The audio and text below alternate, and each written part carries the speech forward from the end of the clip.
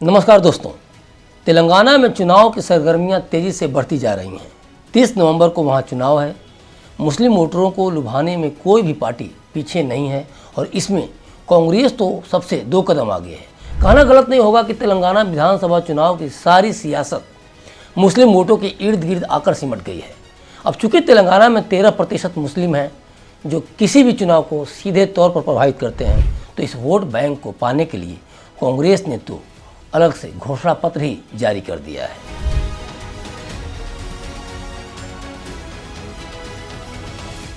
अल्पसंख्यकों के कल्याण के लिए बजट को बढ़ाकर सालाना 4000 करोड़ रुपए तक कांग्रेस करेगी।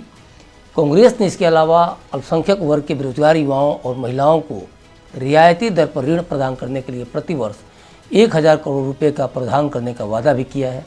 इसके साथ ही पार्टी ने कहा है कि वह अब्दुल कलाम तोहफा ए तालीम योजना के तहत मुस्लिम, ईसाई, सिख और अन्य अल्पसंख्यक समुदायों के युवाओं को एमफिल और पीएचडी की पढ़ाई पूरी करने पर 5 लाख रुपए की वित्तीय सहायता प्रदान करेगी। घोषणा पत्र में इमाम, मुअज्जिन, खादिम, पादरी, ग्रंथी सहित सभी धर्मों के पुजारियों के लिए 10,000 रुपये से 12,000 रुपये का मासिक मानदेय देने की बात भी कही गई है।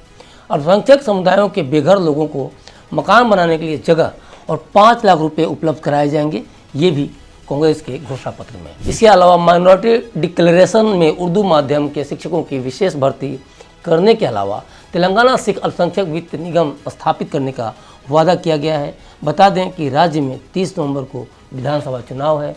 इस समय राज्य में केसीआर के नेतृत्व में भारत राष्ट्र समिति की सरकार है। अल्पसंख्यकों को जारी घोषणा पत्र के अलावा मुसलमानों को तो कांग्रेस अपने पाले में लाने की कोशिश कर रही है।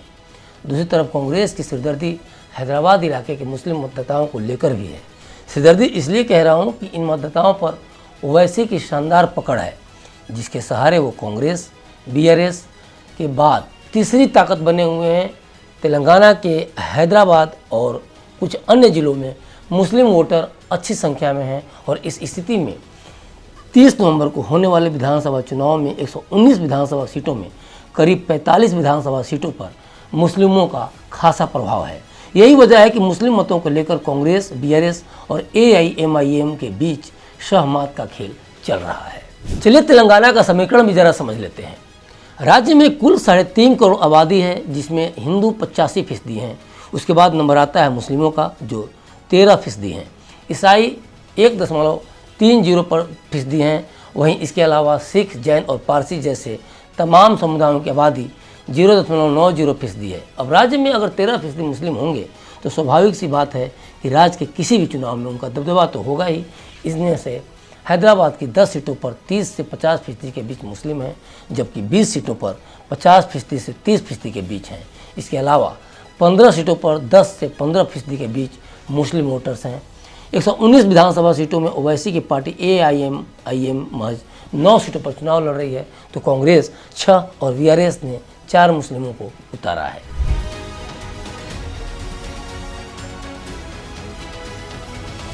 एक दौर था जब मुस्लिम मतदाता कांग्रेस का परंपरागत वोटर था, लेकिन 2009 में वाईएसआर के निधन के बाद मुख्यमंत्री बनने किरण रेड्डी के चलते दूरी बढ़ती गई। मुस्लिम कांग्रेस से दूर होकर केसीआर के साथ चले गए और असदुद्दीन ओवैसी से नज़दीकी बढ़ा ली। लेकिन जिस तरह कांग्रेस ने मुस्लिम वोटरों को साधने के लिए चुनावी घोषणा में मुस्लिमों को कुछ ज़्यादा ही तवज्जो दी है, वो ये बता रहा है कि कांग्रेस मुस्लिम मतदाताओं को अपने पाले में दोबारा से लाने के लिए किस हद तक छटपटा रही है। तेलंगाना को साधने के लिए कांग्रेस सिर्फ अपने जनाधार को ही नहीं बना रही, बल्कि ओवैसी और केसीआर को बीजेपी और संघ की बी टीम बताकर उनके जनाधार को भी काटते हुए दोहरी चाल चल रही है। और कांग्रेस की ये कोशिश इसलिए है क्योंकि उसे पता है कि अगर वो इस मकसद में कामयाब हो गई तो मुस्लिम वोट सिर्फ उसे ही मिलेंगे, जिसका फ़ायदा उसे 2024 के लोकसभा चुनाव में भी मिलेगा।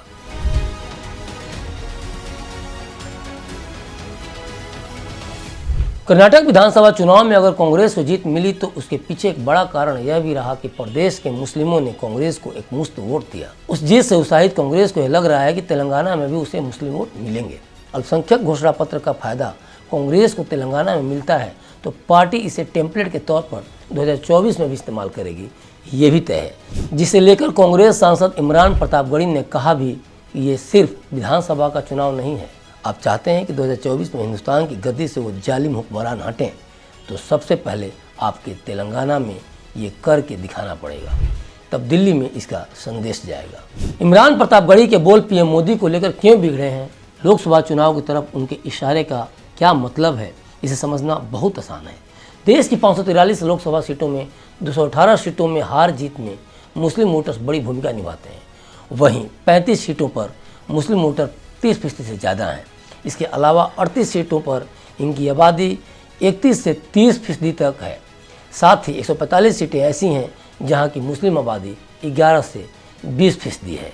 कांग्रेस यह नैरेटिव सेट करने में जुटी है कि कांग्रेस एकमात्र पार्टी है जो राष्ट्रीय स्तर पर बीजेपी से मुकाबला कर रही है और राहुल गांधी सड़क पर उतरकर लड़ रहे हैं। इसके साथ ही तेलंगाना में मुसलमानों के बीच एक आम धारणा भी मजबूत हो रही है कि बीआरएस की बीजेपी के साथ एक गुप्त समझौता है। राहुल गांधी इस बात को पुरजोर तरीके से रख भी रहे हैं। ऐसे में देखना है कि मुस्लिमों की पहली पसंद कौन पार्टी बनती है। हालांकि इन सबके बीच एक बड़ा सवाल यह है कि क्या कांग्रेस के पास इस बात का जवाब है कि जिसे आप घर देने की लालच दे रहे हैं, आज़ादी के 75 साल बाद भी उसके पास घर क्यों नहीं है? उसका परिवार पढ़ क्यों नहीं सका? उसके परिवार में 1 या 2 लोगों के पास भी नौकरी तक क्यों नहीं है कि वो घर तक बना सकें? व्यक्ति की तो छोड़िए, देश में करोड़ों परिवार ऐसे हैं जिनके एक सदस्य के पास भी नौकरी नहीं है। और इससे भी बढ़कर एक चिंता में डालने वाला सवाल कि आप किसके पैसे से फ्री में रेवड़ियाँ बांट रहे हैं। अगर किसी के लिए बिजली फ्री है तो उसी टैक्स पेयर्स का पैसा लेकर उसे ही कुछ यूनिट बिजली फ्री में देना वोटरों को वर्गलाने के समान नहीं है। टैक्स पेयर्स के पैसे के दम पर फ्री कल्चर की गारंटी कब तक? लेकिन नेताओं की निर्लजता ऐसी कि जिनकी खुद की गारंटी नहीं है वो दूसरों को गारंटी देते फिर रहे हैं। अभी तक के लिए बस इतना ही। मुझे दीजिए इजाज़त और देखते रहिए क्लिक इंडिया। शुक्रिया।